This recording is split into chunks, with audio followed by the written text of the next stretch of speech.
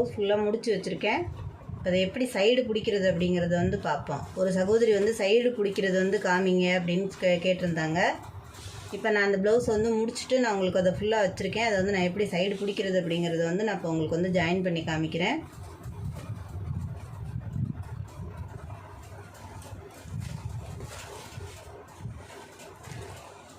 ஃபுல்லாக எல்லாம் சுருக்கம் இல்லாமல் கரெக்டாக நீட்டாக எடுத்து விட்டுக்கிறோங்க. ஏற்ற இறக்கம் இருக்கான்னு பார்த்துக்கிறோங்க. இப்போ நீங்கள் அளவு ப்ளவுஸ் எடுத்துக்கிறோங்க. அந்த மாதிரி இது வந்து ஆரி போட்டிருக்கிறதுனால கொஞ்சம் வந்து உங்களுக்கு இழுத்து கொடுக்க கஷ்டமாக தான் இருக்கும். அந்த மார்க் பண்ணியிருக்கோம், ஆரி கொடுக்குறதுக்கு மார்க் பண்ணியிருக்கோம். கரெக்டாக அந்த மார்க்கிங்கில் வந்து அளவு கரெக்டாக வருது அப்படின்னு வந்து அந்த அளவு வந்து பார்த்துக்கிறோங்க. அளவு ப்ளவுஸை வச்சு நம்ம ஆல்ரெடி வந்து கட் பண்ணும்போது பார்த்துக்குருவோம். இப்போ நான் வந்து தைக்கும்போது பார்த்துக்குருவேன்.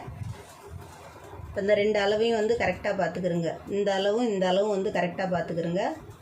கொஞ்சம் கூட வித்தியாசம் இருந்துடாமல் இதை நல்லா அமுக்கிக்கிறோங்க. கையில் வந்து ஆரி இருக்கிறதுனால கொஞ்சம் மொத்தமாக தெரிகிற மாதிரி இருக்கும். எல்லா ப்ளவுஸுக்கும் இதே மாதிரி தான் பார்க்கணும். இப்போ இந்த இடத்துல வந்து கரெக்டாக மார்க் பண்ணிக்கிறோங்க. இப்போ அந்த இடத்துல வந்து அப்படியே கரெக்டாக ஊசியை இறக்கிடுங்க. தைக்கும்போது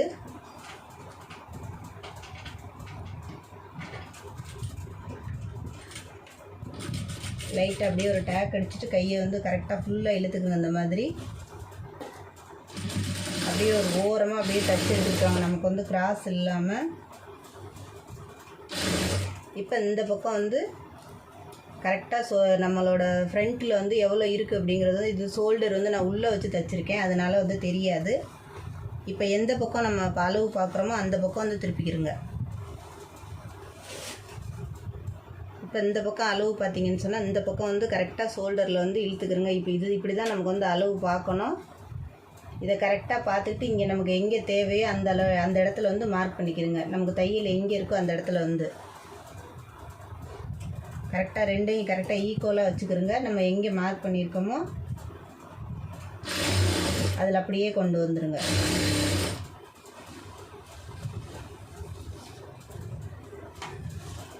இப்போ கீழே வந்து அளவு வந்து இப்போ இது வந்து வளையம் வைக்கிற பக்கம். அப்போ நீங்கள் வளையம் வைக்கிற பக்கம் வந்து திருப்பிக்கிறோங்க. கரெக்டாக இந்த இதெல்லாம் இல்லாமல் நேராக வந்து எடுத்து விட்டுக்குங்க. இந்த மாதிரி கிராஸ் இல்லாமல். இப்போ இதை வந்து இந்த மாதிரி இழுத்து பார்த்துக்கிறோங்க. எங்கே வந்து நமக்கு ப்ளவுஸோட அளவு வருது அப்படின்னு கரெக்டாக அந்த அளவில் வந்து அது ரெண்டையும் வந்து அதை மார்க் பண்ணிக்கிறோங்க.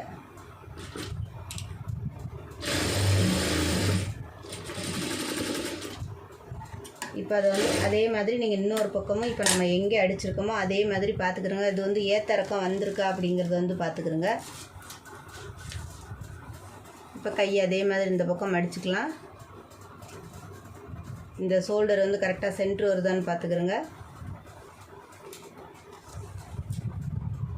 இப்போ அதே மாதிரி இந்த அளவு ரெண்டும் கரெக்டாக பார்த்துக்கிறோங்க. பார்த்துட்டு நீங்கள் வந்து இங்கே வந்து கரெக்டாக அந்த எங்கே நம்ம மார்க் பண்ணது அளவு வருதோ அந்த இடத்துல வந்து மார்க்கர் வச்சு ஒரு இழுத்துக்கிறோங்க. கரெக்டாக மார்க் பண்ணிக்கிறோங்க.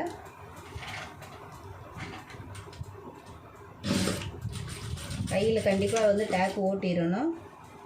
இப்போ அதே மாதிரி இதையும் வந்து இழுத்துக்கிறோங்க. இந்த பக்கம்லாம் எல்லாம் கரெக்டாக வந்து 2 அளவு வந்து ஒரே மாதிரி வருதா அப்படிங்கிறதையும் வந்து பார்த்துக்கிறோங்க. நாட்டு வச்சுருந்தீங்கன்னா நாட்டு உள்ளே போயிடாமல் இந்த தையல் வந்து அளவு கரெக்டாக இருக்கா அப்படிங்கிறது வந்து பார்த்துக்கிறோங்க.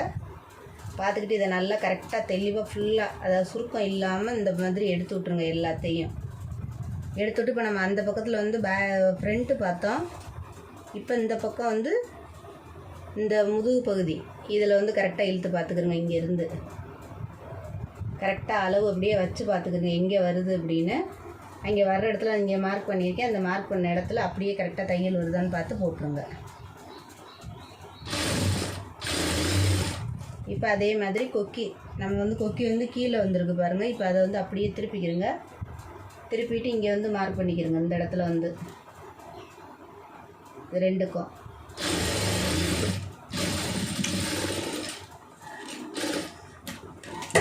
இப்போ நீங்கள் திருப்பி பார்த்தீங்கன்னா தெரியும் நமக்கு வந்து எவ்வளோ நீட்டாக வந்திருக்கு. ஆம்கோல் வந்து கரெக்டாக ஜாயிண்ட் ஆகிருக்கா அந்த இதெல்லாம் வந்து பார்த்தா தெரியும். இந்த பட்டியும் இதுவும் வந்து உங்களுக்கு நேராக வந்திருக்கா, இந்த இது வந்து இழுக்கும்போது கோடு இல்லாமல் இருக்கா, இதெல்லாம் வந்து கரெக்டாக பார்த்துக்கிறோங்க. இப்போ அதே மாதிரி இந்த பக்கமும் இந்த வந்து நீட்டாக வந்திருக்கணும் இந்த இடம். அப்போ தான் வந்து ப்ளவுஸ் வந்து உங்களுக்கு சுருக்கம் இல்லாமல் இருக்கும். போடும்போது நான் இந்த இடத்துல வந்து கோடு ஏன் வருது அப்படிங்கிறது வந்து நான் இந்த கட்டிங்கில் வந்து நான் வீடியோ போட்டிருக்கேன். இப்போ நீங்கள் தைக்கும்போது இப்படி இழுத்தீங்கன்னா இதில் வந்து நேர கோடு விழுகும். அது எதனால் வருது அப்படிங்கிறதுக்காண்டி அதை கிளியர் பண்ணி ஒரு வீடியோ வந்து போட்டிருக்கேன். அதை பார்க்காதவங்க பாருங்கள். இப்போ சைடு வந்து பிடிக்க வராதவங்க இதை பார்த்து தெரிஞ்சுக்கிறோங்க எப்படி பிடிக்கிறது அப்படின்னு சொல்லிட்டு. இப்போ ப்ளவுஸோட அளவு வந்து அதில் கரெக்டாக வச்சு பாருங்கள். கொக்கி பக்கம் கரெக்டாக இதில் வந்திருக்கான்னு பார்த்துக்கிறோங்க இந்த அளவுக்கு. அதே மாதிரி வளைய பக்கம் வந்து இந்த அளவு வந்து வளையத்தை வச்சு பார்த்துக்கிறோங்க.